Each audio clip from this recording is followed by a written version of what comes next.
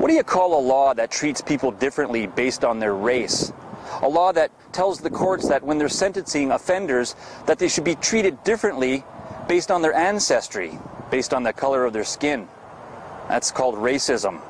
And that's what the Supreme Court of Canada has reaffirmed recently in telling courts in Canada to treat Aboriginal offenders differently than non-Aboriginal offenders. Our illustrious judges in Canada's top court have said that if you're an Aboriginal offender, you should be given special treatment, leniency, perhaps no jail time compared to someone who's not an Aboriginal offender because of the circumstances, the historical wrongdoings against Aboriginal people. Well, where did this come from? This is judge-made law. It comes from a law that came in 1996 when former Liberal Justice Minister Alan Rock made a bunch of changes to the criminal code and changed certain provisions in sentencing, among them telling the courts that they should try, when possible, to find non-jail sanctions for offenders, for all offenders. But then they added in this one line.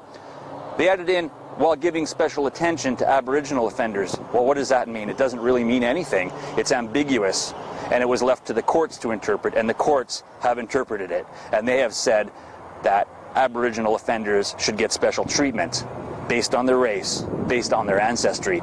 It's wrong, and it's morally reprehensible. And it's racist. And we have to start petitioning the current federal Justice Minister, Rob Nicholson, to convince him to change the law, to clarify that all Canadians should be treated equally before the law, not based on the color of their skin or their race. For the Winnipeg Sun, I'm Tom Broadbeck.